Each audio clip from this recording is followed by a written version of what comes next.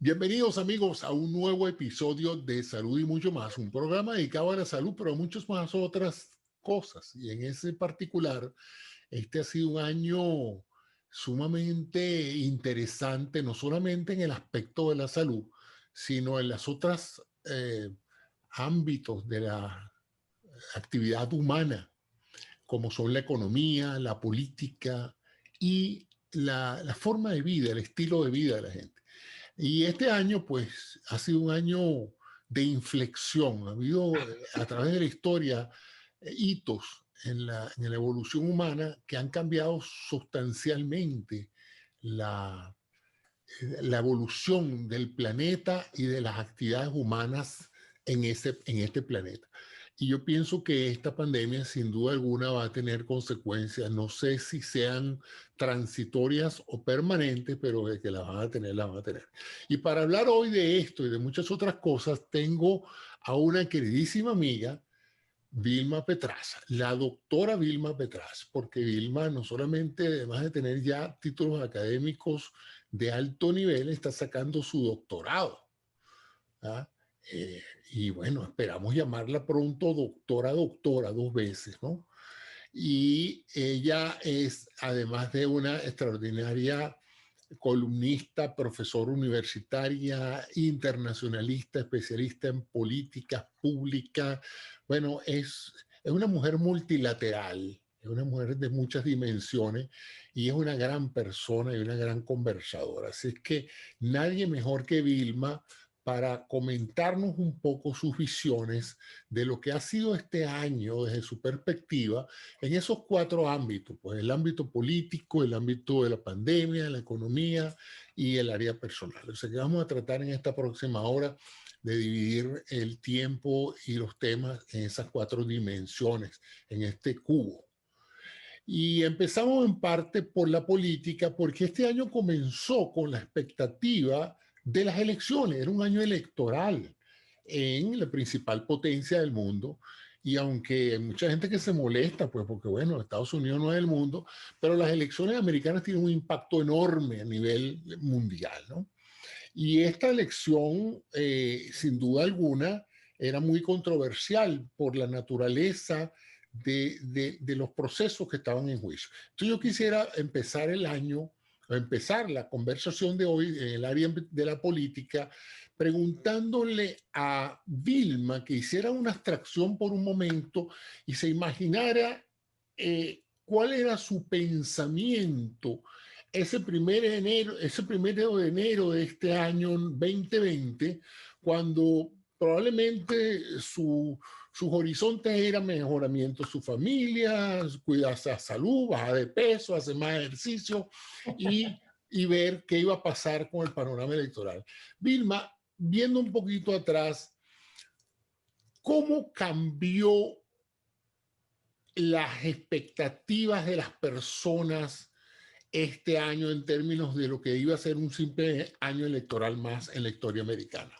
Sí, iba a ser un simple año electoral más con una figura muy controversial, una figura, bueno, un populismo, un populista bastante único en la historia de los Estados Unidos, pero que nosotros hemos conocido ese tipo de personajes en América Latina. O sea, la verdad es que una forma de populismo radical, nacionalista, que ha empoderado a ciertos grupos y que ha exacerbado bastantes fracturas y divisiones en la sociedad estadounidense, pero que había logrado algo que, a pesar de haber sido es el cuarto, si no recuerdo, presidente que ha sido enjuiciado en los Estados Unidos, y el 5 de febrero del 2020 él fue, bueno, prácticamente el enjuiciamiento Exonerado. que comenzó, fue exonerado, pero digamos que el enjuiciamiento que se llevó a cabo en la Cámara de Representantes, que es donde hacen los llamados artículos del impeachment, artículos de enjuiciamiento, en las dos, solamente en uno, un senador, que es el senador Mitt Romney, pues consideró que él sí había hecho algo indebido y que era objeto digamos, que debía ser no exonerado, sino removido de su cargo. pero de resto, prácticamente en pleno, los senadores republicanos lo apoyaron. Y entonces a partir de ese febrero del 2020, pues ya parecía que Trump tenía la elección ganada. Era Además, imbatible, sí, esa era la percepción mía también, ¿no? y era particular porque acordémonos que yo sé que esto ha polarizado yo diría, como tú decías, Estados Unidos, las elecciones han polarizado, hasta en el mundo está polarizado entre los que estaban a favor de Trump y los que estaban en contra. Pero precisamente en ese sentido, él se había metido en ese problema que lo llevó al enjuiciamiento político porque quería evitar que el candidato Biden, el precandidato Biden, se volviera el candidato, a pesar de que, como tú sabes, al principio Biden dio varios tumbos en el proceso. Cuando finalmente logra la nominación es porque, bueno, lo logró. Al final logró superar los escollos, pero parecía que Trump sí parecía tener esa intuición de que la persona que le iba a dar problemas a él era Biden. A pesar de que se veía un candidato sumamente débil, en aquel momento yo no se preguntaba, ¿pero por qué? Bueno, después de marzo de este año, como sabes, el mundo cambió. Nos cambió a nosotros, no estoy diciendo porque el mundo empezó a cambiar desde finales, digamos que el tema de la pandemia, porque hay que decir que este es un año pandémico. Vamos a hablarlo de esa manera. Tú mismo decías que era un año diferente a todo lo que habíamos vivido en la historia y en verdad, cuando tú tienes que la humanidad, por una misma causa, cierra su economía y todo el mundo empieza a vivir una suerte de pánico colectivo. Y todo el mundo se entera, porque esa es otra cosa. Ya hoy hubo una pandemia hace 100 años, en 1917, pero las comunicaciones en esa época no permitían que todo el mundo comulgara simultáneamente con lo que estaba pasando. Es más, había el bloqueo de la guerra, o sea que mucha gente ni siquiera sabía que estaba pasando aquí. Pero ahora todos estamos enterados de cada persona que moría en España, en Italia, todo lo veíamos, las calles vacías, o sea, era es un evento Acuérdate que empezó en mundial. China ya el cierre, cuando se cierra la ciudad de Wuhan, se cierra, creo que se llama la ciudad así, porque yo a veces lo confundo entre la provincia y la ciudad, pero esta Sí, ciudad, la Wuhan. que cierran, Wuhan, exacto, que la cierra, y empieza el mundo reporteril que estaba dentro a reportar al mundo lo que estaba pasando, el cierre agresivo que había tenido el gobierno chino. Y luego nos empezamos a enterar de lo que empieza a pasar en Europa y nosotros estábamos viviendo la vida feliz en Estados Unidos, al punto que yo estaba en febrero, quiero que sepas, yo estaba en febrero en Europa. Y yo estaba hablando de pareja un evento de pareja aquí en Miami. Por eso te digo, estábamos nosotros. Y entonces el 15 de marzo aproximadamente, que es cuando el gobierno de Estados Unidos cierra los viajes con Europa, y yo tengo, por cierto, a mi hijo en ese momento en Europa, y en 6 horas lo hago que se venga y en 6 horas está de vuelta a los Estados Unidos. Él estaba encargado de las operaciones de su empresa en Europa, de la empresa donde él trabaja, y entonces, bueno, todo el mundo nos cambió, y bueno, empezó a cambiar también la vida en Estados Unidos de una manera dramática. Y esto que decías tú de cómo un evento, que es evento médico, pero que tiene un impacto en la economía, que tiene un impacto en la sociedad, que tiene impactos personales, ¿cómo no iba a tener un impacto político fundamental? Ahora, ¿Qué fue lo fíjate, peor del año en política? Si tú tuvieras que, dentro de todas las lo cosas peor que del año en pasaron, política fue la pésima respuesta del gobierno. Yo diría que el fracaso del liderazgo de Donald Trump, porque él tenía la elección en sus manos, José Antonio. Si él hubiera mostrado una empatía, aunque fuera que no la sintiera, pero que la simulara, que realmente le importaba, inclusive cuando tuvo la oportunidad, sea verdad o no, porque muchos dudan porque nunca supimos exactamente cuándo se contagió, cómo se contagió, y en 3 días o 4 días ya estaba curado supuestamente. Pero bueno, vamos a suponer que sí, estaba enfermo. Y entonces él hace ese acto dramático de quitarse la máscara y como aparentar que tiene problemas respiratorios, pero que se quita la máscara dramáticamente y le dice a la gente, no se dejen dominar por el virus. era porque él necesitaba esos baños de Boris Johnson lo tuvo peor y sin embargo le sacó muchísimo provecho porque se transformó o cambió por completo su estilo de gobierno a raíz de su experiencia con el COVID. Trump Pero no estamos lo hizo. haciendo a Boris Johnson, pero Boris Johnson aprendió de la experiencia porque estuvo cercano a la muerte. Sí, Boris Johnson estuvo en terapia intensiva, tú lo recuerdas. sí, Y lo que quiero decir es que Trump, en cambio, lo que hizo desde el principio, estamos hablando de que, acuérdate que en la entrevista que él le da, esa larga entrevista que le da a Woodward, él dice que él sabía que el virus se transmitía por aire y no nos dijo nada, porque no quería causar pánico. Al contrario, empezó a prácticamente a quitarle importancia al virus, que si se iba en abril, que si se iba, cuando se calentara un poco se iba, que iba a desaparecer de repente. Y cuando la última cosa que dice, en una entrevista que da en el mes de agosto, después de la VEPA, no sé si fue, ¿cuándo es que él se enferma? ¿En agosto o un poco antes? sí, ya en el En esa último época, ¿no? trimestre del año. Bueno, él le dice a este Jonathan Swan de Axios, es lo que es. Sí, Cuando él le it is habla what de it lo que is.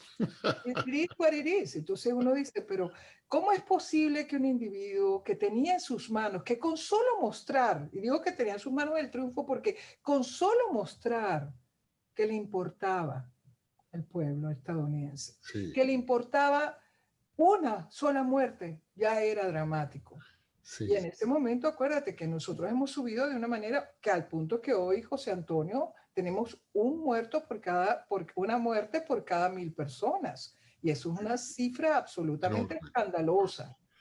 ¿Ok? Sí, Entonces, ¿cómo es posible que él, que lo único que necesitábamos, porque él tenía todo en sus manos, todas las herramientas del poder del gobierno federal y guiar al y la país? voluntad de abuso, porque Claro, si algo es admirable de Trump, es su caradurismo para tomar medidas que por eso. son y no ¿Quién tienen podía precedente, ocupar? y él las hace y dice cosas que jamás ningún presidente ha dicho, como que si no le importara para nada la opinión pública. Es más, la gente que me ha dicho, bueno, es que el virus lo hizo perder las elecciones. No, el virus no fue el virus, fue su reacción ante lo que pasó. Si él Bueno, hubiera reaccionado en forma diferente, este virus hubiera sido una oportunidad única por eso, mira, de él tenía liderizar nada, nada la menos que el carrera contra National. él. Acuérdate que la acta de defensa que dijeron que de hecho existe una legislación que se pasó aproximadamente en 1953 durante la guerra de Corea, donde él pudiera haber puesto al aparato productivo nacional a producir lo que necesitaban las personas que estaban digamos, en el frente de batalla fundamental, es decir, los trabajadores de la salud, con las máscaras, los equipos, esto es lo que llaman PPE. O sea, él tenía todo en sus manos y además, acuérdate que el gobierno federal aquí es el que da los recursos. Pero entonces, en vez de él dar una línea clara y orientar la respuesta nacional a través de una política federal de ir contra la pandemia, se puso a pelear con los estados, dividió los estados entre azules y rojos. Cuando salió lo del el problema racial, que la muerte de George Floyd regeneró o reavivó de nuevo el tema de la Black Lives Matter, se puso a pelear, habló de Antifa, habló de cualquier cosa, buscó desviar la atención en vez de concentrarse en lo más importante, porque inclusive en ese momento, José Antonio, él le pudo decir a la gente, no voy a dividir a la sociedad, tenemos que ser una sola sociedad, estamos juntos en esto. Yo siento también lo que le pasa a la población afroestadounidense, sabemos que esto es parte de la situación de crisis que estamos viviendo, hemos cometido errores, hay que revisar, pero le estábamos pidiendo demasiado, le estábamos pidiendo que fuera un líder nacional. Y lo Para poco el tenía la conjunto de la plantilla para nación. hacerlo. Ya el Estado, después de varias administraciones anteriores, tenía un plan de trabajo para pandemia. E Totalmente. indudablemente su equipo a nivel de CDC y a nivel del Instituto Nacional de Ciencias tenía los mejores, tenía los doctor Fauci, tenía la doctora esta a cargo de todo. O sea, Acuérdate que cerebros se no le puso a pelear faltaban, también con la ciencia. pero Acuérdate, en vez de darle su puesto y dejar que esas personas liderizaran la conducción científica del problema, se puso a pelear hasta con ellos. Mira, yo dije en algún momento, y puede sonar muy fuerte, pero es como cuando tú dejas que tu narcisismo te obceque de tal manera que cometes estupideces. Sí. Porque realmente era tan, o sea, competir con el doctor Fauci. Fauci, ¿por qué cometer, por qué el principal infectólogo de la nación, que tiene años? Y todo por el uso de los tapabocas. O sea, si tú me dices Exacto. que fue un problema Hay un presupuestario, momento en que fue un que problema de otro tipo, pero hay un por el momento uso del en que tapabocas. dice, y en reuniones que salen a la luz pública lo que pasa, él habla de los idiotas, los científicos idiotas, Sí, y considera y empieza a pelear y a batallar, así como lo hizo con Fauci, con el doctor Fauci, también lo hizo con cualquier asesor que le estuviera diciendo la verdad. Y empieza él mismo a autoaislarse de la verdad, de la realidad de lo que estaba pasando. En otras palabras, José Antonio, se puso a pelear con el virus. En sí, vez de combatirlo, en vez de generar una respuesta nacional. La gran derrota de Trump fue un autogol, fue una un autogol. autoderrota.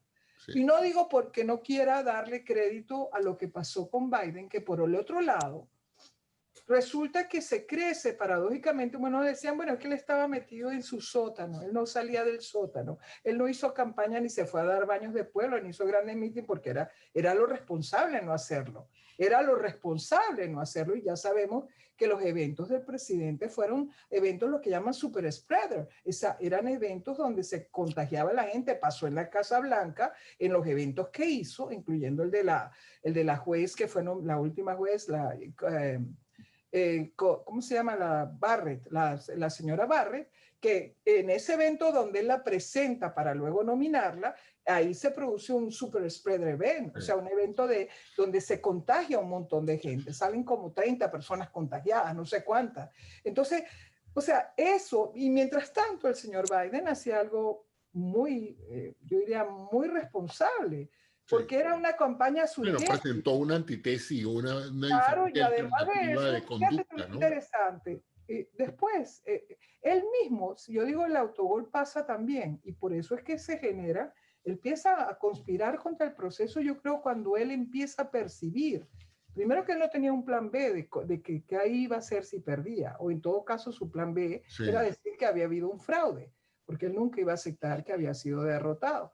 Pero precisamente él mismo le dice a su gente que no vote por correo, que no Ahora, voten por correo, y votaron por correo y por adelantado más de 101 sí, millón, o creo sí, que más, una grama. personas. A eso quería llevarte ahora, ¿no? Apartando la parte de Trump en política, a tu juicio, ¿cuáles han sido las grandes fallas de este sistema democrático que se han hecho evidentes este año en particular? ¿Y cuáles han sido algunos de los aspectos positivos que tú has visto en el proceso político integral? Bueno, Ya no hablando de Trump, sino hablando de las instituciones, del Congreso, de la Corte Suprema, de los gobernadores, de las cuestiones legislativas. ¿Cómo analizas tú como politólogo qué grado le darías al sistema político electoral americano en el marco de este año? ok, si tú quieres que le dé una nota, está cerca de la Wow. C. Está en C y yo creo que a veces D. ¿Ok? Y te quiero decir Cuéntanos, con esto que descríbeme ahora a ese estudiante por qué le va a dar tan mala nota. no, Qué no no, es funcionó que este año? bueno, lo primero que hay que decir es que el sistema electoral nunca había sido puesto tan duramente a prueba, porque nosotros siempre asumimos, José Antonio, que la transición del poder, la transferencia de poder, eh, por norma, es pacífica. Hay un proceso que se da una elección en el cual, como tú sabes, no es que los medios deciden. O sea, a mí me parece tan Es una absurdo. aceptación de resultados. O No, sea, es que los que están transmitiendo los los resultados, contendientes claro, aceptan los resultados. primero están transmitiendo los resultados los propios estados que están en los centros. Tú sabes que esto es un sistema descentralizado. Claro. Eso es lo primero que hay que decir. Y entonces lo que hace AP, que es la que va, es como quien dice el canal que va transmitiendo a los medios, es decir lo que está pasando en ese proceso. ¿A este proceso sí va a demorar más? Claro que sí, no es que llegaron de madrugada masivamente votos y entonces ahí salen porque aquí nosotros tenemos versiones de Sidney Powell venezolanas que han estado también metidos en esto del cracking y toda la tontería. O sea, por favor, se suponía y se sabía que si eran votos, incluso votos por correo, en estados que inclusive se evitó que esos votos empezaran a ser contados antes, es decir, que no de llegar el día de la elección y el cierre y empezaran a ser contados, sino antes, como pasó en Florida y no hubo problema porque nosotros tenemos una tradición de voto por adelantado y voto por correo en Florida y aquí no hubo ningún problema. Pero en estados donde sí impusieron problemas porque creo que estaban, de alguna manera ellos ya estaban planeando. Acuérdate que Trump lo que quería hacer la noche de la elección, es decir, que había sido tan avasallador y eso es lo que él utiliza. Él sale a las 3 de la mañana. Mira, yo tengo inclusive una discusión con una persona que dice ser un gran analista, por cierto, de mi país, de Venezuela, de nuestro país, porque nosotros somos venezolano-americanos. Y también del otro país del cual nosotros provenimos, y decía, no, es que Biden jugó posición adelantada. Le digo, no, el que jugó posición adelantada fue el presidente Trump, cuando sale a las 2:30 o 3 de la mañana a decir que él había ganado y que lo que estaba pasando era algo irregular. O sea, por favor, cuando todos esos votos se estaban contando y no podía haber resultado la noche de la elección. Fíjate que realmente nosotros nos enteramos una semana después, o sea, prácticamente el sábado de la semana después de la elección, ese sábado fue que nosotros llegamos a conocer, no en una semana, unos cuantos días después, quién había tenido mayor cantidad de votos electorales para ser electo presidente de los Estados Unidos.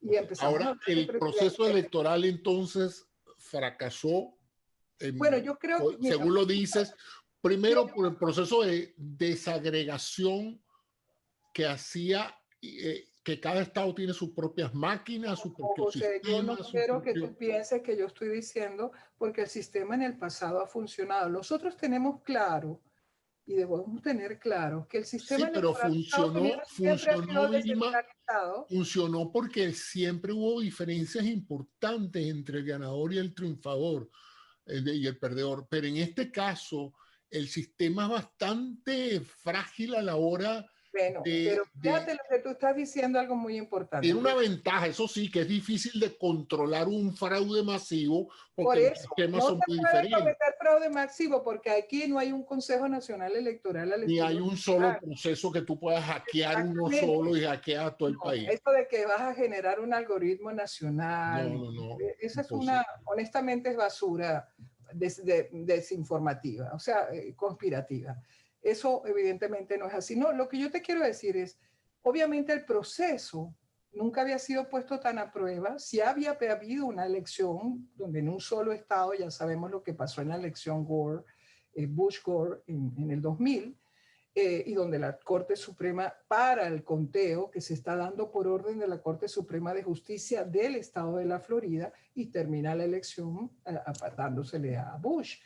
Eso fue un caso único, pero entonces aquí no podría, primero no se aplica porque no hay ninguna duda de quién ganó. Y por otra parte, nosotros ya tenemos tres instancias históricas. Bueno, para hablarte claro, de las 8 últimas elecciones, solamente en una ha ganado el voto popular también el Partido Bueno, Republicano. a eso vamos. En todas. Otro. El voto popular los ha perdido. El voto popular no está acompañando, porque una de las cosas que está pasando es que cada vez es más claro que el sistema electoral tiene que cambiar. Acuérdate que tendría que ser por enmienda de la Constitución.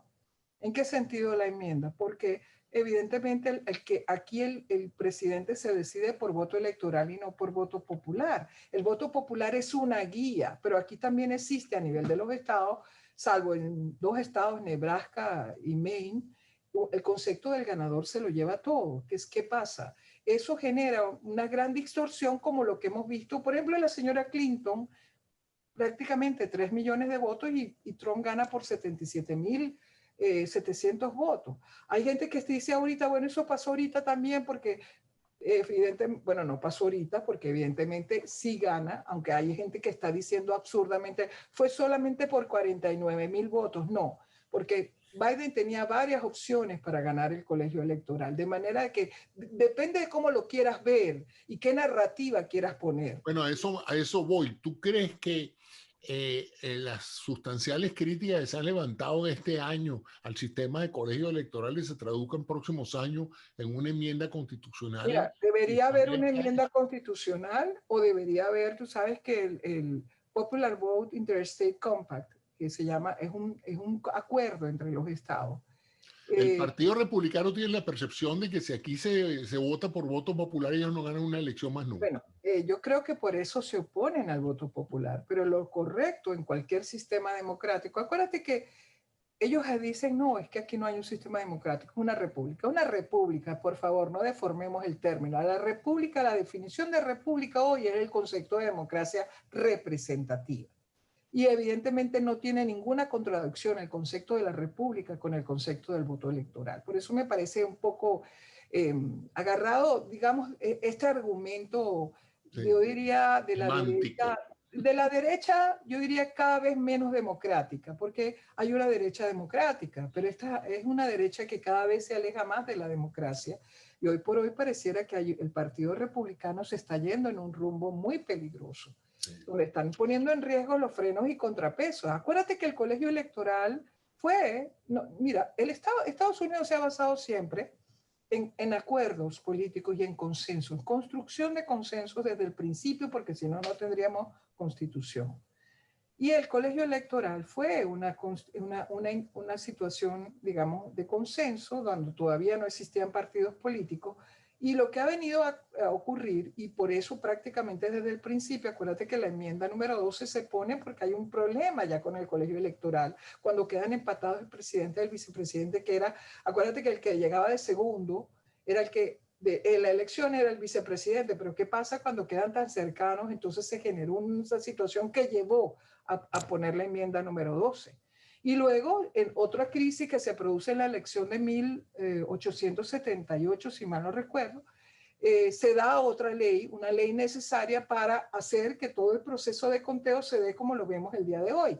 Pero como todo, es como un sistema que ha sido construido a retazos, como en medida que se presentan los problemas, vamos solucionando. Pero claro, si estás ahorita en una situación donde los actores políticos parecen no capaces, sobre todo una ala más que otra, de ponerse de acuerdo porque está tan polarizada la situación y hay actores políticos tan interesados, de hecho, que parecieran cada día estar más alejados, no solamente del discurso, sino de la práctica democrática que implica, muy importante, José Antonio, decirlo, la democracia no se basa en leyes que pasan y en reglas, se basa en normas y las normas no son escritas, son formas de comportamiento y de manera de hacer las cosas que respetamos. Y aunque no esté escrito ante en la ley, la costumbre, es como esto de la transición, la costumbre. Inclusive, Eso me uno lleva. busca, sí, la norma es muy importante y la transición de poder se hace sobre todo por el respeto a la norma, de que Bueno, la eso transición me lleva entonces a que esta telenovela no ha terminado. no ha terminado. Tenemos grandes, ya se pensaba que esto se había terminado con El 14, la el notificación, 14, pero el 6 de enero va a sí. haber un acto de político donde el presidente del Senado, el vicepresidente, va a tener que certificar, abrir el proceso. Él lo que hace es que él está presidiendo el Pero conteo. tú has visto ya los movimientos Claro. de políticos en el Senado. Y en ¿Qué la Cámara. chance ves tú que después de haber sido designado presidente ya hay una transición en proceso? El mismo jefe del Senado, el líder del Senado reconoció el triunfo de Biden. ¿Qué representaría desde el punto de vista político nacional e internacional una crisis de legitimidad de Biden producida por esta inesperada estrategia republicana Bueno, de cambiar la norma que se voy hace? a decir, todo lo que ha pasado a posteriori es es una ruptura de la norma, porque estos eran procesos prácticamente simbólicos. Ya la gente sabía, después del día de la elección, unos días después, quién había sido el presidente. no había que tener todo ese show de demandas que realmente son grotescas, porque a nivel de las cortes de los estados, a nivel de las cortes supremas de los estados, a nivel de cortes federales y a nivel de la propia Corte Suprema de Justicia de los Estados Unidos, que el presidente Trump creía que eran sus jueces. No, hay una cosa que es clara, José. Aquí se ha preservado la democracia porque actores intermedios, me estoy refiriendo a nivel de gobernadores, a nivel de los que les toca hacer la certificación en los estados, a nivel de los gobernadores, a nivel de los secretarios de estado, de los estados y a nivel del sistema judicial. Esas personas se han comportado respetuosos de la norma. Pero ¿qué pasa? El liderazgo nacional, sobre todo, y voy a decirlo con claridad, y mucha gente va a decir, bueno, esta señora no es republicana. No, yo soy independiente en este momento. No estoy inscrita en un partido político porque considero que ningún partido político en este momento refleja mis creencias. Yo creo en el liberalismo filosófico, el liberalismo clásico. Creo en el libre mercado, creo en la democracia, creo en el Estado de Derecho, todo lo que implica el liberalismo político como filosofía, no como llaman aquí liberales, eso es otra cosa. Y entonces ningún partido me represente. Cuando yo te digo eso es porque a nivel del liderazgo nacional del Partido Republicano han quedado sumamente mal en respetar los frenos y contrapesos y en mantener yo diría la integridad del sistema democrático que pasa primero por aceptar el resultado de una elección y permitir y simplemente que se dé la transición pacífica del poder. Y entonces, ¿qué pasa? El 6 de enero es otro acto simbólico porque ya el colegio electoral se ha reunido en las capitales de los diferentes estados y han certificado y han dado los votos electorales al candidato que ganó. Y lo han dado tanto al que perdió, es decir, si el presidente Trump ganó en Alaska, bueno, la gente del Colegio Electoral de Alaska se reunió y le dio los votos electorales. Si el presidente, el presidente Trump, el candidato Trump, si el presidente electo, si Biden, el candidato Biden, ganó los votos electorales en Pensilvania o en Wisconsin o en Nevada o en Arizona, que son los estados cuestionados, o en Georgia, se les dan, simplemente se sientan, se reúnen en la capital de cada uno de esos estados los electores y le dan su voto electoral. ¿Qué pasa?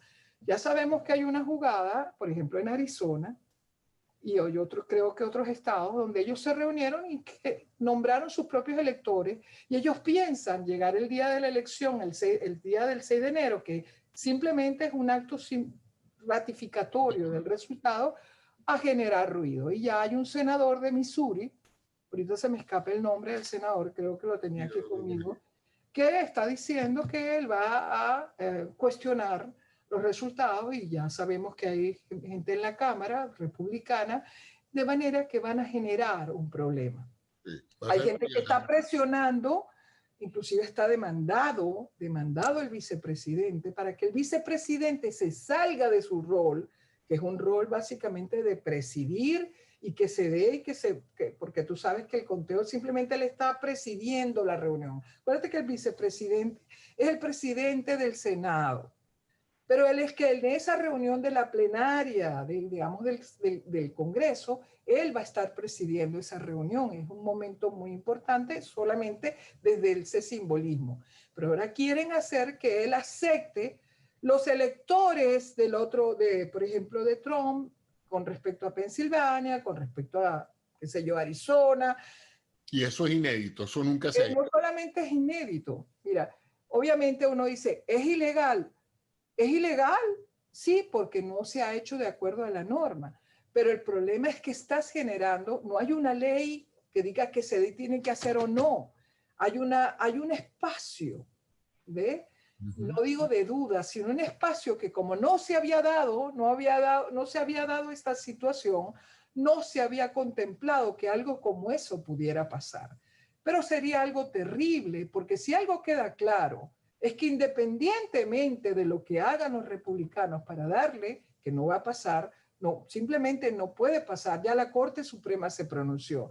Acuérdate que Nancy Pelosi no va a aceptar, simplemente porque es la presidenta de la Cámara, y ya Mitch McConnell había reconocido y estaba buscando contener ese show que quieren montar, digamos, los más radicales, pero pareciera que hay factores dentro del propio partido republicano que quieren seguirle el juego, un juego bastante, yo diría, perverso, porque estás generando crisis de legitimidad innecesaria, una crisis de confianza innecesaria, No, estás y un generando una estímulo a... inestabilidad y una ingobernabilidad. Desde el punto de vista de la visión de la gobernabilidad, estás destruyendo la confianza en la democracia, de manera que no deberías caer en eso, pero lamentablemente hay personas que están dispuestas a seguir un juego no democrático con el fin del complacer al querido líder, al caudillo. Porque esto es un caudillo, esto es un caudillo Increíble, que ¿no? quieren Increíble. complacer. No, y te lo digo de verdad porque aquí hay que ser muy responsable, José. Más allá, yo te lo digo de verdad, yo diría como analista, pero también como estudiosa, como profesora de estos temas, tenía la elección de sus manos y el único gran responsable de haber perdido las elecciones se llama Donald Trump. Porque no era que Biden era un mal candidato, pero no era un candidato extraordinario. Trump tenía todas las de ganar. Además, sería la única situación en la historia, si eso fuera posible, en el cual el que está en el poder le hacen fraude. Es todo lo contrario históricamente. El que está Sí. en el poder es el que hace el fraude. De manera que Bueno, por eso es el no que tiene tiene ningún tiene el poder asidero. de hacer el fraude, ¿no? Por eso no tiene ningún asidero lo que está diciendo. Pero ¿por qué? Porque no quiere asumir su responsabilidad frente a su propio fracaso. Fracaso flagrante como líder de la nación en un momento en que en medio de una pandemia, donde tenemos más de 340,000 personas que han fallecido, donde hay más de 19 millones de personas que han sido infectadas con el virus, muchas de ellas están hoy recuperadas, pero hay por lo menos 7, no sé cuántos millones. Te puedo buscar la cifra exacta porque no me gusta hablar sin tener toda la cifra conmigo, te la voy a buscar rápidamente, pero en todo caso, cuando tú tienes yo te voy a decir exactamente, tenemos Bueno, de eso vamos a hablar ahora en esta parte del programa. 20.196.578 personas, casos en Estados Unidos, y acuérdate que ha sido un crecimiento exorbitante en el último mes, y en los últimos 2 meses ha sido espantoso lo que ha Bueno, pasado. en Y hoy California tenemos pasó de 3.000 casos diarios a 13.000 casos diarios. 350.346 personas fallecidas y 7 millones, casi 8 millones de casos activos. O sea, si hubiéramos tenido coherencia en la respuesta, porque mira lo que está pasando, yo sé que esa es tu especialidad, pero con la distribución de las vacunas, supuestamente a estas alturas vamos a tener 20 millones de personas vacunadas y lo que llevamos son como 2 millones. ¿Tú me puedes explicar que hasta eso, porque hace rato que él decidió, como quien dice, abdicar la función de ser presidente, porque lo único que ha hecho es quejarse de la elección y mientras tanto el país padeciendo, ni siquiera algo tan importante como decidir, porque no es simplemente decir, denle $2,000 después que su propio secretario del Tesoro fue el que propuso los $600. Y yo, me sorprendo y digo, 2,000, no, tienen que dar 2,000. Y entonces me sorprendo de lo que dice la ley de presupuesto que se estaba pasando simultáneamente. No, perdóname, no hagas todo ese show cuando lo cierto es que la propuesta viene de la llamada ley de los héroes, the Heroes Act, donde ya se había planteado y estaba congelada por el Senado, pero esa ley había pasado a nivel de la Cámara, donde precisamente se contemplaban $2,000 por persona, o sea, precisamente para ayudar en esta crisis, porque mucha gente hoy, donde están haciendo colas por comida, gente que está desempleada, gente que no tiene, no solamente no tiene para pagar la renta y están a punto de ser sacados de sus casas, las casas donde están rentando porque no tienen cómo pagar. Hay una realidad dramática en el país y cuando yo te digo eso te lo digo con una gran tristeza porque siento, José, que yo no estoy hablando de Estados Unidos. Es que no me parece que es como una inmensa pesadilla de la que no terminamos de despertar. ¿Y sabes por qué se produce toda esta pesadilla? Porque no tuvimos liderazgo. porque aquí es cuando uno necesita y la gente espera una respuesta desde el líder. De manera que el único gran responsable de que más de 81 millones de personas hayan votado en su contra, algunos votaron a favor de Biden, pero muchos votaron en contra de Trump, pues el presidente Trump, él perdió la elección y lamentablemente no tiene la entereza, ni la valentía, ni la capacidad, y yo diría emocional, de reconocer me equivoqué, porque también la grandeza del liderazgo es reconocer perdí y tuve la responsabilidad en eso. Y si él quisiera tener un futuro político, ya sea en el 2024 o no sé cuándo, él tendría que tener la entereza de reconocer me equivoqué, pero ni siquiera. Su narcisismo es tan extremo, tu narcisismo histriónico, y yo diría que con una mezcla hasta sociopática, es tan extremo que no solamente no escucha ni siquiera a su hijo político, no está escuchando ni siquiera al vicepresidente, no está escuchando ni a Mitch McConnell, que ha sido tan fundamental para que él pueda llegar a donde llegó. No, prácticamente por eso tantos asesores de él han terminado o renunciando o votados por él. Inclusive su secretario de Justicia, el 23 de diciembre, se va. O sea, porque simplemente él es incapaz de escuchar que perdió y que necesita, sobre todo, estabilizar al país, concluir como debe concluir con el honor correspondiente de termino mi presidencia, pero es que no puede aceptar que él fue el culpable de su gran fracaso, que es el fracaso de no haber sido reelecto. Es Bueno, la verdad. vamos a hablar, salir un poquito ahora del ámbito político y vamos a hablar de la pandemia como tal. Ok. No necesariamente. Bueno, en eso tú eres el experto.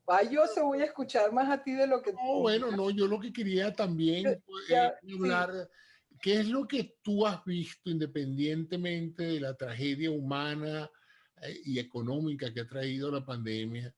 ¿Cuál ha sido lo más criticable del comportamiento humano ante la pandemia? ¿Qué has aprendido tú de la manera en que han reaccionado diferentes países, diferentes grupos humanos ante esta pandemia? Bueno, yo creo que una cosa, hemos aprendido que la conducta responsable no depende del nivel de desarrollo de la sociedad.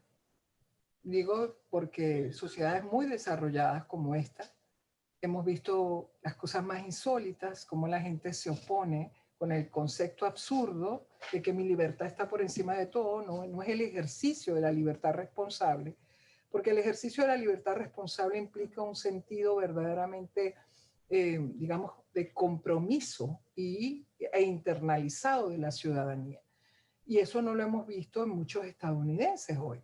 Entonces, por eso también explica, claro, yo creo que también, y vamos a dar de nuevo la responsabilidad a cada nivel, porque cada uno de nosotros es responsable, pero si tú tienes los grandes líderes de la nación no asumiendo lo que tienen que asumir, que es precisamente ponerse la máscara, es decir, si el CDC pasa una medida, no salir entonces a los 2 días diciendo liberen Michigan, liberen Wisconsin, no, el presidente, sino que tú actúas como un ejemplo, la gente te sigue, sobre todo cuando tienes una sociedad tan altamente polarizada como esta. Pero aquí la máscara ha sido politizada desde el alto poder y mucha gente lo ha asumido como un desafío y es como un insulto a mi concepto de libertad. Es como que es algo que está fuera de mí. ¿Por qué tengo que hacerlo? No me gusta que me imponga. Un momentico, es que no se trata de imponer, es por tu seguridad y la de los otros.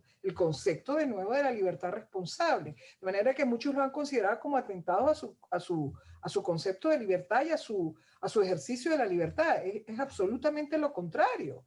Porque para poder ejercer la libertad tienes que estar saludable, por Dios. Entonces aquí hemos visto eso, mientras que en sociedades como, si yo te puedo poner, por ejemplo, Nueva Zelanda, ha sido absolutamente fascinante cómo la gente se ha comportado, donde ha tenido un liderazgo nacional sumamente responsable. La primer ministro realmente es una mujer impresionante cómo se ha comportado. Inclusive en países que han pasado por sus momentos difíciles, Canadá, con Justin Trudeau o Angela Merkel en Alemania, o Corea del Sur, que ha tenido también un gobierno sumamente responsable, porque yo creo, José, que no podemos separar la conducta individual de la conducta de los líderes. Acuérdate que nosotros modelamos, así como cuando lo hacemos con nuestra familia. Si yo, por ejemplo, no doy el ejemplo en valores y en mi conducta a mis hijos, pues mis hijos terminan haciendo cosas que yo misma promoví con mi falta de disciplina y mi falta y con mi actuación poco ceñida a valores necesarios para que sean ciudadanos responsables.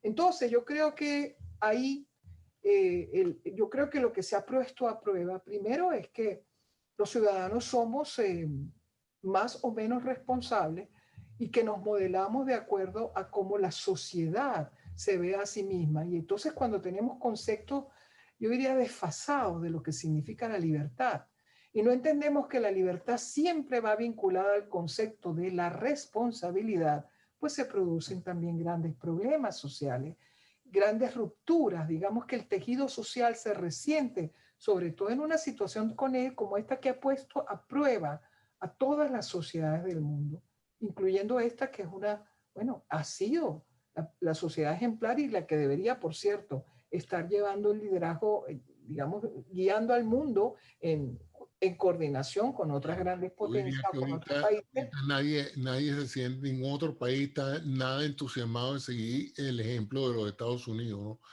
Sí, El otro día reflexionando sobre esto, y tengo que ver porque me puse a pensar qué es lo mejor que esta pandemia nos haya traído a todos. Y te hago esa pregunta a ti, dentro sí. de todo, ¿qué consideras tú que es lo mejor que nos trajo esta pandemia? Si es que tiene algún lado positivo, lo que... Bueno, a mí me hizo ser mejor ciudadana. Soy más responsable hoy. Eh, aprender el valor de la vida, porque tú sabes, José, que además yo estuve muy enferma y que yo pude ser parte de la estadística de mortalidad de este país. Nosotros hemos perdido gente conocida, tú lo sabes, que muy querida por nosotros, que han muerto producto de esta pandemia, a ser responsable, a también inculcar responsabilidad a mi familia, a ser responsable también en inculcar responsabilidad a mis estudiantes. Yo traté, sobre todo, incluso de protegerlos en la medida de lo posible, y traté siempre de que ellos entendieran la dimensión de la responsabilidad que ellos tenían también en cumplir con la normativa social, más allá de las preferencias que tengamos de hacer lo que nos gusta o lo que simplemente nos place.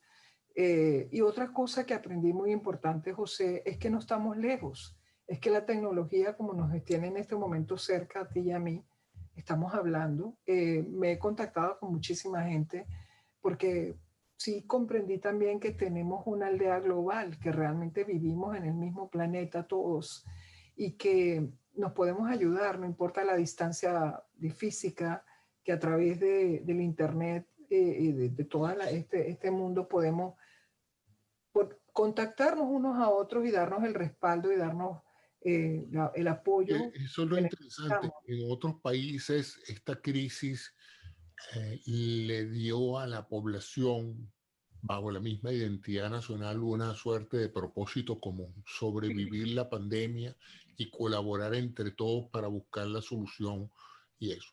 Y eso unió a muchos países. Estados Unidos probablemente uno de los pocos que se desunió. Porque Producto, estábamos ya muy polarizados de o sea, antes. es Por eso increíble, había ¿no? una condición, Otros hablando de países, condiciones preexistentes, tú como médico que lo sí, sabes, este país ya estaba enfermo desde el punto doloroso. de vista En así, de la otros fractura. países que Sí, crearon una identidad de esfuerzo común. Aquí la sociedad se fracturó entre los que creían y no creían en la pandemia, entre los que usaban y no usaban el tapaboca. Entonces eso realmente fracturó la tela social y emocional, y dentro de ese caldo de polarización se produjo entonces todas estas protestas sociales, los derechos de los negros, los exabruptos de la policía, bueno, cuánto, eh, eh, cuánta granada social había, se disparó con la crisis y esto creó pues un ambiente sumamente tóxico en todos los sentidos, ¿no? Estoy de acuerdo contigo y también quiero decir que así como a ti y a mí nos ha unido la tecnología ha sido fuente de división en sociedades que ya tenían condiciones La preexistentes tecnología de fractura y comunicacional, sí, polarización. la tecnología comunicacional ha funcionado como una suerte de esteroide para el crecimiento de las teorías conspirativas y de los Totalmente. mensajes tóxicos, ¿no? Así es. El otro aspecto que quería tratar contigo era la economía. Ujú. Aquí había una economía floreciente que venía producto de las iniciativas que tomó el presidente Obama a raíz de la crisis del 2008, una política que saneó bancos, que saneó la industria automotriz, que saneó muchas desviaciones que se habían producido por los exabruptos de las inversiones financieras y este señor pues se benefició de ese momentum económico que venía del doble periodo de Obama. Y siguió creciendo la economía mundial porque sencillamente los barcos de gran tamaño no cambian de dirección rápidamente, ¿no? Así es. Entonces era una economía que se venía creciendo. Pero de repente a mí me ha llamado mucho la atención que un país donde uno de los partidos ha apostado siempre a la disciplina fiscal, creó con esta presidencia de Trump un viraje notable hacia la reducción de los impuestos y el aumento del gasto público, del gasto militar y gasto en todo, ¿no? Y ahora han aparecido trillones de la nada, ¿no? Se ha generado la necesidad evidente de mantener la economía funcionando, se necesita capital para que, porque la ganancia mía es la comida tuya. Si yo no gano y no consumo, pues tú tampoco ganas y consumes. Entonces se produce una cadena que conduce a la pobreza.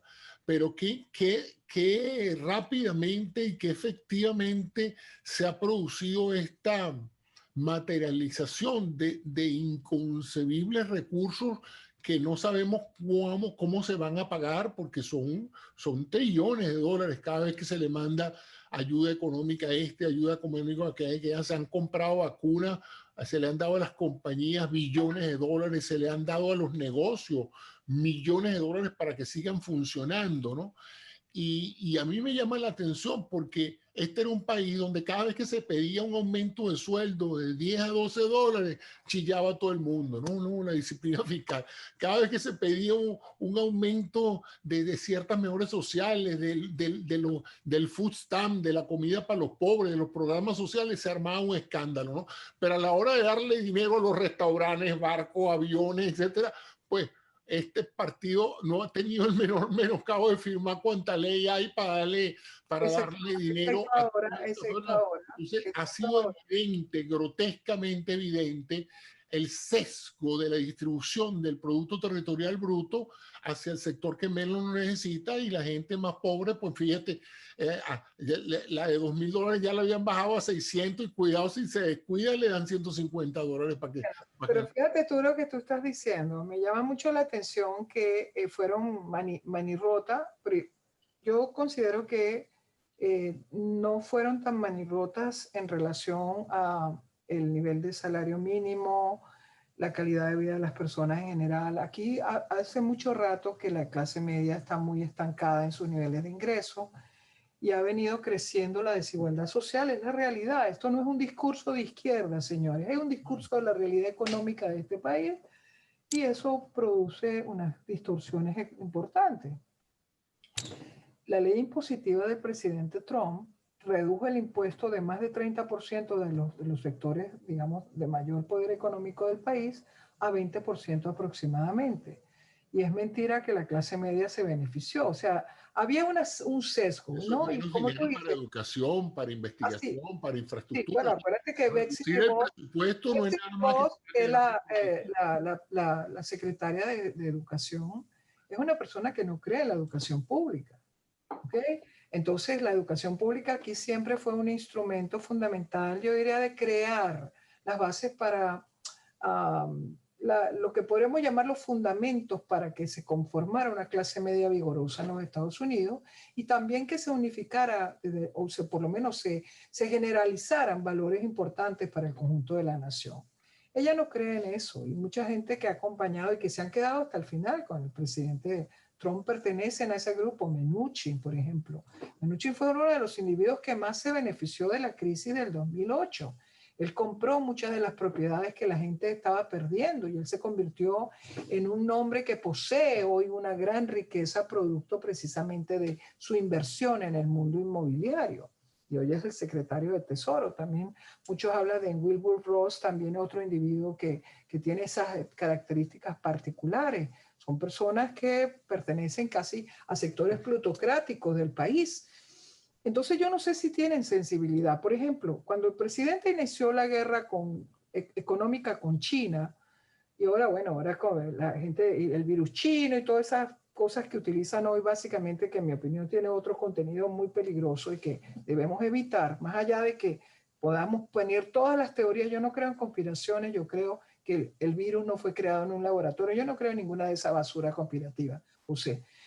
Pero en todo caso, la guerra con China generó ya teníamos el problema de la ley impositiva, digamos un poco para evaluar la realidad económica de los Estados Unidos, porque ya se sabía para el principio de este año ya empezaron a surgir problemas recesivos en la economía. O sea que no fue por la pandemia, lo que hizo fue un desplome que ya venía a la tendencia. Un acelerador. Pero eso te quiero decir porque cuando ya se produjo un hueco fiscal, producto de que, acuérdate que una sociedad como esta, se basa el gobierno en sus recursos en la recolección de impuestos. ¿Okay? Claro.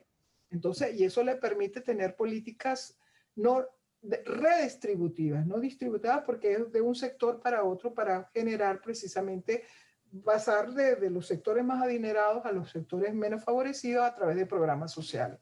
Pero quedó un hueco fiscal gigante y al mismo tiempo, cuando entramos en un conflicto con China, los sectores agrícolas aquí se vieron fuertemente afectados y le inyectamos un subsidio brutal precisamente porque estábamos afectando al sector agrícola estadounidense. Entonces ya venían distorsiones. Este señor creó, cuando a Obama lo criticaron, Obama bajó el déficit presupuestario. Este hombre lo aumentó. Y yo veía a los republicanos y yo decía, ¿dónde está la disciplina fiscal de la que hablaban? Hello, no sé qué, no entiendo. Y ahora me doy cuenta que solamente la aplican, por ejemplo, ahorita vuelven a hablar de disciplina fiscal, sí, cuando hay que hablar, cuando hay que darle ayuda a la población, ¿ok? Porque yo entiendo lo que pasó con la CARES Act. Fue un momento de crisis y ellos necesitaban, por primera vez en mucho tiempo, en una sociedad, en un sector político tan polarizado, se pusieron de acuerdo con la CARES Act, tú sabes, la ley que pasaron para dar esa asistencia que tú hablabas durante la pandemia, que fue lo que implicó que le dieran $1,200 a las personas, que por cierto, no fue gran cosa. Yo quiero que sepas que en Canadá, que es un país que supuestamente es mucho menos fuerte económicamente que nosotros, por 6 meses le dieron a cada persona $2,000 por 6 meses porque además, ¿qué es lo que plantea la sociedad en ese momento? Nosotros lo que necesitamos es que la gente pueda empezar a consumir y no se derrumbe. Es darle, bueno, aquí hay un tipo que se llama Mark Cuban,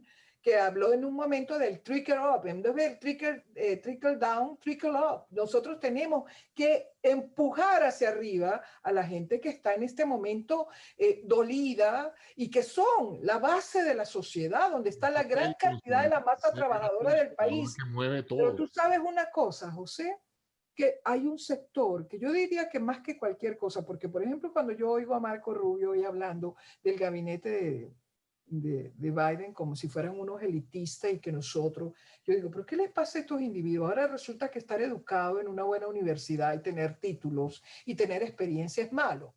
¿Cómo es eso? ¿De dónde sacaron? Ahora se han convertido en un partido populista nacionalista y ya entonces el partido de las élites es el partido demócrata. Y por favor, pero entonces cuando les toca responderle a esa clase media, porque supuestamente son un partido populista que le importa el pueblo, pues no quieren y entonces ahora resulta que tenemos que volver a la disciplina fiscal. Lo que yo siento, José, es que hay una gran hipocresía política. Sí, Que el valor fundamental que parece estar guiando a algunos políticos, sobre todo del sector, que ya yo no sé si llamarlos conservadores, porque los conservadores no son eso. Los conservadores creen, por ejemplo, en la disciplina fiscal, por lo menos el concepto del conservadurismo desde el punto de vista económico, y estos señores ya no sé qué creen. Es pareciera todo gira en torno a la conveniencia política, a la próxima elección, a que no pierda el poder, la base no me abandone, o a que el líder no me salga un tuit negativo por parte del es que ni siquiera la base política. del líder populista o del caudillo que me derrumbe mi base electoral. O sea, por favor, es realmente Yo lamentable. tampoco veo que la base política de Trump, de su populismo, se ha beneficiado de Trump. Se ha beneficiado el grupo de los que financian su campaña, pero la inmensa cantidad de gente desempleada, sin Pero el... es que muchas de estas personas que están desempleadas, ¿tú no viste el legislador de Luisiana de 41 años que ni siquiera que fue electo, no usaba máscara, iba a todos, tú sabes, era del movimiento antimáscara, ¿no? Yo Murió. lo digo con mucha tristeza, un hombre de 41 años que deja niños, que deja una esposa, que ni siquiera puede asumir su cargo. ¿Pero por qué? Porque él pertenece, y sí, porque también esos que están en contra de las máscaras, esos que juegan al populismo, esos que juegan al trumpismo, porque es como una nueva ideología, el nacionalismo populista que representa el presidente Trump, y con características además étnicamente de nacionalismo, populismo blanco, porque vamos a hablar claro, yo recuerdo que cuando Trump ganó, a mí me dijo una persona, ganó el nacionalismo blanco. Y yo no entendía bien la concepción y la magnitud de lo que eso significaba hasta que me di cuenta que se trataba de la forma más perversa de generar, porque aquí ya habían problemas con la llamada política de identidad que divide y fractura, pero era una forma de apelar al resentimiento blanco que se siente supuestamente reemplazado por la multiculturalidad, por los grupos diferentes de la sociedad, y que en consecuencia empoderarlos era para apuntalar a este nuevo movimiento político populista que encarna Trump y de la cual muchos republicanos que fueron electos con la visión conservadora supuestamente, hoy se han plegado de una manera absolutamente vergonzosa. Y eso lo digo, José, ya hablando como ciudadana y como analista también político, de ver cómo se ha deformado y cómo se ha perdido la concepción doctrinaria del Partido Republicano, al punto que en la última convención, José, sin ir más lejos, no presentaron ni siquiera una plataforma. La plataforma era Trump. Tuvieron 4 años para cambiar a Obamacare y plantear una opción de un Así programa de es, salud, nunca lo hicieron. así es. No fueron capaces de desarrollar un plan de salud para Exacto. sustituirlo. Por eso cuando tú me Acabar como Obamacare y dejar eso así. así, cuando tú me preguntas la economía, mira, la verdad, el gran logro económico venía de lo que tú llamas los grandes pilares de la economía que venían avanzando desde el proceso de recuperación, porque cuando el presidente Obama se va, el desempleo está en 4.7%, con Trump baja en 3.8%. Tampoco es que es una cosa, y yo recuerdo que casi que a los días de haber ganado Trump, y salió el informe del empleo, y ya todo el mundo, los que habían votado por Trump, decían, viste, que Trump ganó y inmediatamente la economía se recuperó. Yo digo, ¿pero de qué hablan? O sea, el tipo no tiene, si ni siquiera tiene días, pero era necesario, yo diría, caer en vivir en una suerte de realidad alternativa que también nos lleva a negar la realidad de que Trump perdió la elección. Entonces, la realidad alternativa también económica, porque ¿quiénes estaban bien económicamente realmente? Los sectores que ya estaban bien y que estaban favoreciéndose, por además con los bajos impuestos. Y luego acuérdate que esta es una Pero el economía. resto de la sociedad, yo conozco mucha gente, mira, estudiantes míos, tú sabes que yo enseño en Miami-Dade College y tengo muchos estudiantes que pertenecen a los sectores de clase media y clase media baja, porque son estudiantes que tienen que tener 2 trabajos, por ejemplo, para vivir y ayudar a sus familias, y que hoy por hoy están enganchados con una deuda estudiantil como están muchos estudiantes en los Estados Unidos, y ahorita que se está planteando la posibilidad de que por lo menos cierta parte de la deuda se le condone, entonces arman un escándalo insólito, porque no, eso no puede ser, pero tienes atrapado una sociedad que está literalmente buscando la América de oportunidades, el Estados Unidos de oportunidad, y quieres negarle la posibilidad de que tengan un arranque más, igual que ahorita con el estímulo, un arranque que les permita por lo menos pararse sus dos pies para poder tener la oportunidad económica necesaria, la fortaleza necesaria, la tranquilidad necesaria para ser ciudadanos económicos productivos. O sea, lo que te quiero decir es lo que mantiene todas las ruedas circulando. Exactamente. O sea, mientras el consumidor no consuma porque no tiene dinero, poder adquisitivo, eso rompe la cadena de crecimiento. Pero José, fíjate tú una cosa, aquí la economía no es de las grandes corporaciones, la economía es de los pequeños y medianos empresarios, es la realidad. Aquí hay mucha gente emprendedora, maravillosamente emprendedora, y eso es lo que hay Por cierto, que la mayoría de los inmigrantes tienen una mayor capacidad empresarial que los nativos. Así es, bueno, por eso el trabajo inmigrante ha sido tan fundamental y por eso choca todo este discurso anti-inmigración tan terrible que ha estigmatizado bueno, a nacionalidades completas o que ha puesto prácticamente a personas en situaciones en las cuales, bueno, no solamente no están protegidas, sino que muchos de los que llegan aquí buscando refugio político se les niega, se les habla de que van a ser carga económica, la carga pública, y terminan muchos de ellos, como ha pasado, por ejemplo, con los venezolanos, que a mí me da mucha tristeza ver la esperanza que mucho venezolano le puso a esta administración, cuando aquí esta administración deportó venezolanos. Durante en el mes de marzo ya se sabe y salió publicado y denunciado, y que nunca se aprobó un TPS para ayudar a los venezolanos. ¿Dónde está? ¿Por qué? Porque había un discurso anti-inmigración y era contradictorio creer que vamos a ayudar a liberar a Venezuela y al mismo tiempo vamos a proteger. ¿Por qué? Y los sesgos tradicionales de la naturaleza de los venezolanos. Fíjate tú que toda la gente que se ha hecho ciudadana en los Estados Unidos agradece al país, a sus instituciones, Así sus es. leyes. Bueno, aquí esta gente que se hizo ciudadano durante este periodo decía, es que a mí Trump me dio la ciudadanía. Y yo le decía, no, Trump no te dio la ciudadanía, te la dieron los Estados Unidos.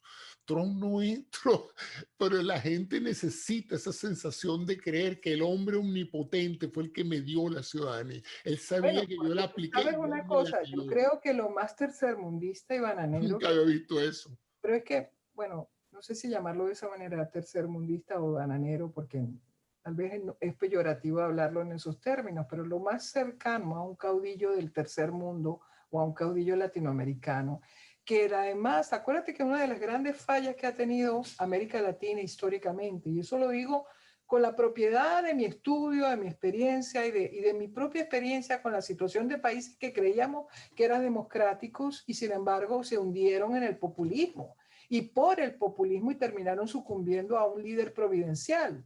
Eso es la pobreza de ciudadanía, es la peor forma de pobreza que tenemos nosotros. Entonces, esas personas llegan aquí y lamentablemente a que ha habido un empobrecimiento de la ciudadanía en Estados Unidos. ¿Tú sabes a qué me refiero? Los valores democráticos que han hecho fuerte a la nación, inclusive la ética laboral, eso se ha venido debilitando porque hay una lógica perversa de poder que parte de la visión populista del poder, una visión populista autoritaria del poder, que denigra del concepto de la ciudadanía democrática y que de hecho quiere tener ciudadanos no informados, sino lo menos informados posible o muy desinformados, sumamente distraídos.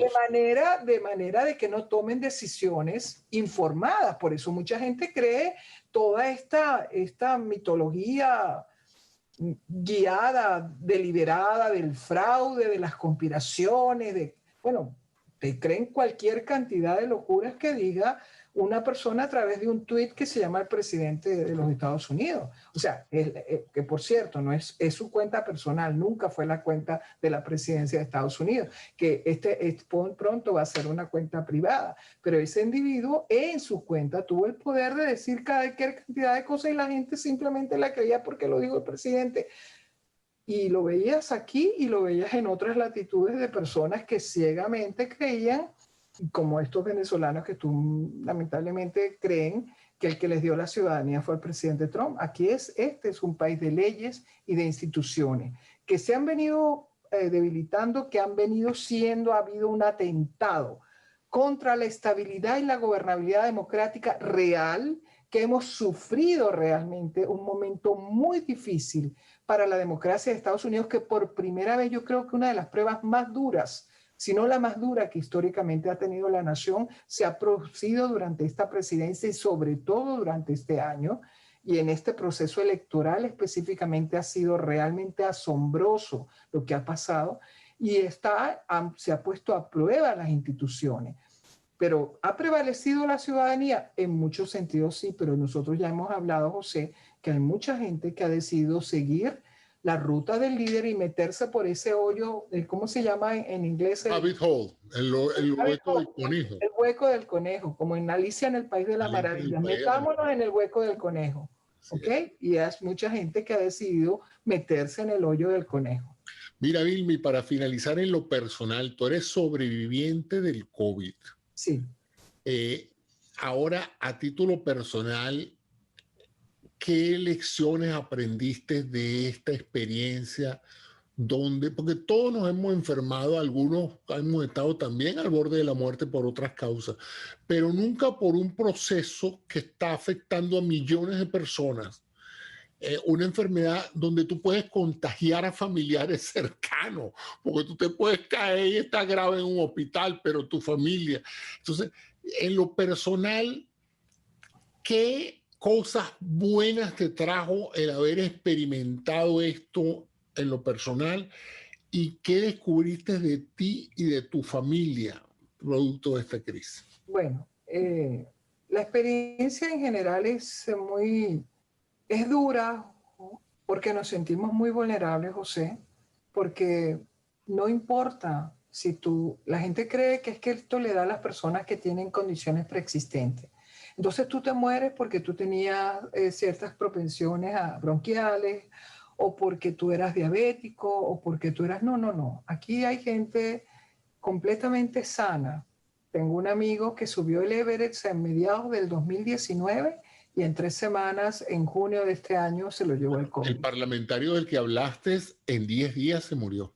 En 10 días se murió. Un hombre murió. de 41 años en excelentes condiciones físicas y pasó de ser positivo el test en 10 días, no sobrevivió, con la mejor atención médica que le podían dar a un parlamentario, ¿no? Así es. Y acuerda, yo diría que una de las cosas que tenemos que ser es humildes. Yo no sé si todos lo aprenden la lección. Boris Johnson la aprendió, nuestro presidente no lo aprendió.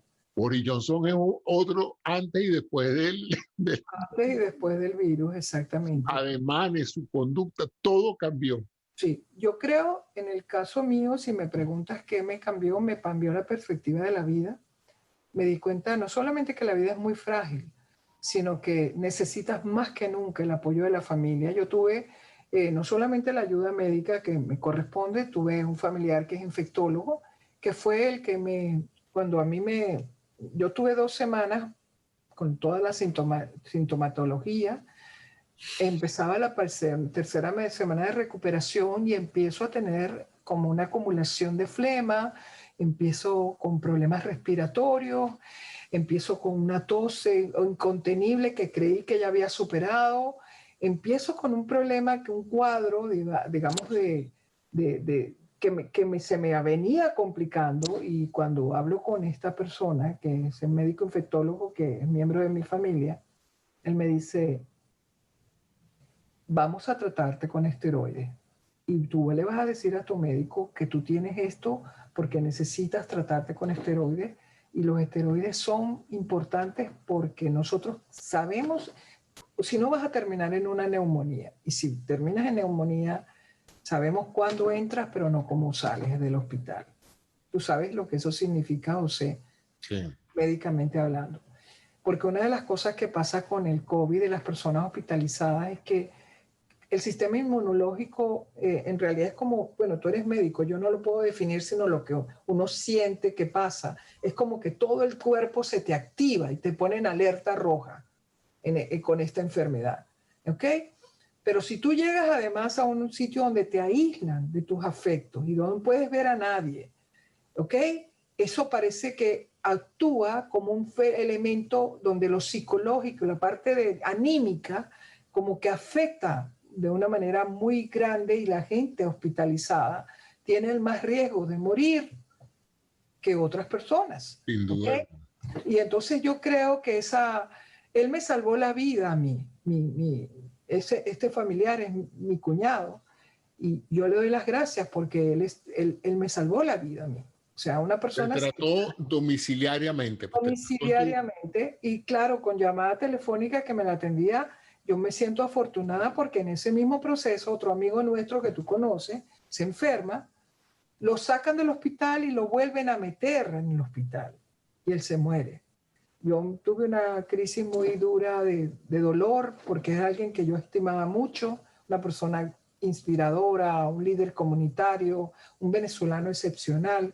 Entonces, como vemos muy de cerca, digamos, la posibilidad de que podemos morir, yo creo que nos hace mejores personas, más humildes, valoras más la familia. O sea, quiero que sepas que la relación con mis hijos siempre ha sido muy buena, pero está insuperablemente buena en este momento porque yo me sentí protegida y cuidada por ellos también, a pesar de que te voy a decir, no a pesar, no fue en realidad culpa de él, a mí me contamina con el virus mi hijo chiquito, el menor, que es que él salía a trabajar. Y entonces él no sabía y él era asintomático, porque esa es la otra, José, por eso es que hay que ser responsable, porque cualquier persona que parezca que no están, resulta que son positivos y no lo saben y te infectan. Por eso es que el concepto del virus no es que el doctor Fauci quería engañar a nadie, nadie sabía, ni siquiera la Organización Mundial de la Salud sabía que este virus, había gente asintomática que iba a contaminar a otras personas. Por eso es que la distancia social, las máscaras, todos estos elementos que nos dicen son importantes. Entonces yo aprendí a escuchar a la ciencia, José. Aprendí que hay que escuchar a la ciencia. No hay que ser soberbio como lo fue nuestro presidente y como lo fueron muchos líderes que hoy lamentablemente algunos, como este legislador de Luisiana, han fallecido. Hay personas que se han enfermado porque siempre han desafiado y sobre todo no creen en la ciencia. No podemos vivir en el mundo de la anticiencia creyendo que hay una conspiración. Creo que hay que ponerse la vacuna. Claro que hay que ponerse. ¿Qué cuento de chino es ese? O chino, o japonés, o ruso, lo que tú quieras ponerle. No quiero hablar de los chinos porque ahora todo el mundo está sensibilizado. Pero ¿qué cuento es ese de que si nos inyectamos, nos vacunamos, nos van a meter un microchip? Es que hasta en eso estamos cayendo, José. Sí. Entonces yo quiero ser muy responsable. Hay que ponerse la vacuna y hay que guardar toda la distancia social, aún si nos hemos infectado, José. Porque aunque ya si hemos superado la enfermedad, mejor dicho, porque si la hemos superado, todos somos vulnerables, no sabemos, hay casos ya reportados de personas que han vuelto a enfermarse de COVID. O sea, es decir, que la realidad es que este es un virus que todavía lo estamos conociendo. Yo me considero... Está cambiando. Tenemos una nueva cepa que es mucho más infecciosa. Es mucho más infecciosa. Ya en California apareció y creo que en otra parte de Estados Unidos. Y por otra parte, hay el long hauler. Yo me considero que todavía tengo síntomas en el sentido que me quedaron consecuencias. Long hauler somos las personas que nos quedan síntomas después. A mí me han quedado dolores en las articulaciones y no tienen que ver con mis años de juventud acumulada, sino que me empezaron después del COVID. Problemas de sueño, tengo problemas para dormir, problemas en los dedos y en las manos de los pies, como una especie de escozor con dolor en los dedos de los pies y de las manos. Y me ha pasado también caída del pelo. Ya estoy mejor, pero al principio era impresionante. Yo dije, voy a terminar sin pelo, porque era la cantidad de pelo, José, que se me caía. Yo dije, ¿Qué es esto? Me contacté con algunas personas, incluyendo, por cierto, del estado de Luisiana, y que yo me encontré con internet con algunos artículos porque uno se vuelve muy investigativo, gracias a Dios que somos personas que creemos en la ciencia, y contacté sectores en Nueva York, gente que están haciendo estudios, y aquí en Florida no he visto esa disposición, porque tú sabes que lamentablemente nuestro gobernador ha sido uno de los grandes negadores del virus, y también creo que no, Todavía hoy, y no han sido, para mí no están diciendo la verdad. De hecho han perseguido a personas que las hicieron, las sacaron y las han perseguido por sí, publicar las cifras cosas reales. que uno pensaba que no pasaban en este país, pero pasan. Pero sí, claro que pasan. Y entonces yo a través de ello me he orientado a también a ciertas medidas que tenemos que tomar. Y yo me imagino que en algún momento el sector salud va a tener que lidiar con las consecuencias de personas que hemos sufrido el COVID y que necesitamos algún tipo de tratamiento inmunológico que no sabemos cuál es. A lo mejor la vacuna ayuda, a lo mejor la vacuna ayuda porque yo creo que son como que el cuerpo te queda tan reactivado el sistema, que dicen que estas situaciones de las manos y de los pies es porque el sistema inmunológico se sobresaturó y genera estas condiciones que el cuerpo queda como descompensado. No sé cómo Hiperactivo el explicarte. sistema Sí, inmunológico. tú que eres médico sabes, porque te estoy hablando ya como lo sentí yo desde el punto de vista de mi cuestión particular, pero tú como médico seguramente has escuchado todas estas cosas que yo te estoy diciendo. Y sobre todo yo creo, de todas maneras, yo le doy todos los días, más que nunca, eh, estoy viviendo en modo agradecido porque yo tengo vida, gracias a Dios. Tengo familia, tengo gente que me apoyó y tengo trabajo, porque también mi universidad aceptó que yo no podía volver a enseñar, porque me tocaba volver a enseñar en lo que llaman telepresencia con máscara, y a mí me quedó una cierta deficiencia respiratoria y no puedo, por lo menos durante una hora completa, hablar con una máscara puesta para enseñar a mis estudiantes que están online versus los que están en la clase, pues tú sabes que las clases no pueden tener más de 14 personas máximo. Esto es en el college donde yo enseño, Miami-Dade College, y a mí me permitieron a través de, por supuesto, por una, digamos, orden médica, que yo mantuviera mis clases remotas. Yo doy gracias a Dios por eso, que tengo trabajo, que me permitieron hacer lo que me gusta hacer, pero cuidando mi salud y también evitando exponerme, porque obviamente uno queda con ciertas vulnerabilidades, ¿no? Pero bueno, yo, como te dije, le doy sobre todo gracias a Dios todos los días. Estoy viva. Les doy gracias a Dios todos los días que tuve familia. Le doy gracias a Dios todos los días que tengo trabajo. Le doy gracias a Dios todos los días que mis hijos tienen trabajo en esta crisis, que lograron, que mi hijo pequeño no tuvo grandes consecuencias. Mi hijo mayor, gracias a Dios, no se ha enfermado. Ha sido muy, yo creo que él aprendió también de la experiencia de mamá, entonces muy disciplinado para evitar contaminarse. De hecho, nosotros estuvimos distanciados durante la enfermedad lo suficiente para que él y su prometida no tuvieran ningún riesgo de salud. De manera que yo creo que aprendimos sobre todo a querernos en la distancia, Sí. con mi familia y con mis amigos. Bueno, Vilma, muchísimas gracias entonces por esta hora de conversación que me has brindado con todas tus visiones en estos 4 dimensiones: política, económica, de salud y la parte personal, que sin duda alguna pues le permitirá a muchas personas conocer un poco la experiencia de alguien que vivió el tema en toda su magnitud. Porque Yo quería decir una última cosa, José. Este ha sido el año más extraño de nuestras vidas, pero hemos aprendido mucho. Yo sentí que mi año normal se terminó en marzo, el 15 de marzo, diría yo le pongo una fecha, e empezó otro periodo. Yo nunca creí que yo iba a pasar tanto tiempo en mi casa, ¿ok? Tanto tiempo encerrada, que iba a aprender a comprar online, que iba a aprender a contactarme con gente como tú, a quien quiero muchísimo, tú lo sabes, José, y que íbamos a interactuar de esta manera con muchísimas personas, que iba a enseñar online, que iba a invitar a mi sobrino que vive en Praga a que le enseñara, el geólogo, doctor en geología, a que diera una charla a mis estudiantes en un curso, que iba a invitar amigos que tengo en Nueva York para que hablaran, por ejemplo, de la CARES Act a mis estudiantes de ciencias políticas en el Miami-Dade College. Celebrar cumpleaños, eventos A familiares. celebrar cumpleaños, a hacer brindis a través de de este Zoom. Hora feliz.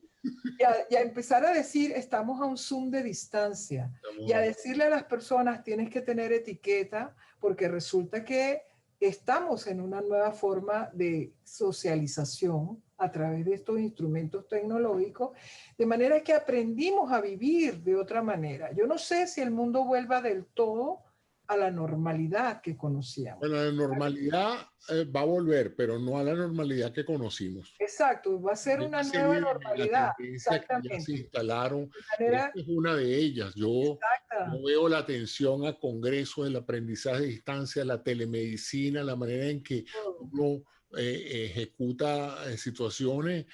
Tú lo ves en las empresas que están manejando esta tecnología, la demanda ha sido enorme. Así es que mi hijo me explicaba esto recientemente, que él ha aprendido a trabajar mucho online y todas las comunicaciones y todo lo realizan ahora a través de estos sistemas, inclusive como lo estamos haciendo tú y yo.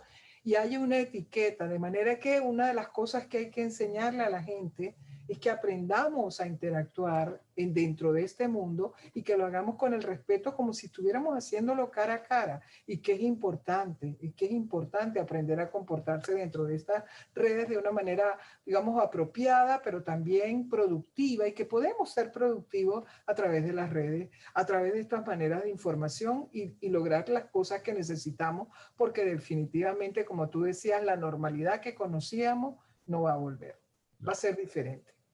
Bueno, muchísimas gracias. Ya estamos despidiendo el año. Que tengas un feliz fin de año esta noche. Gracias. Y bueno, feliz año nuevo y que todo lo bueno, la prosperidad, la salud y la felicidad reine los años venideros. Y seguiremos tú y yo hablando de esto y de muchas otras cosas. Seguramente tendremos un encuentro a principio de año para saber qué ha pasado con él. Te voy a contactar un día antes de la juramentación de Biden. ¿Cómo no? Hablaremos, ¿cómo no? Bueno, un abrazo. Muchas gracias por todo. Feliz año para ti y para toda tu familia. Gracias, José.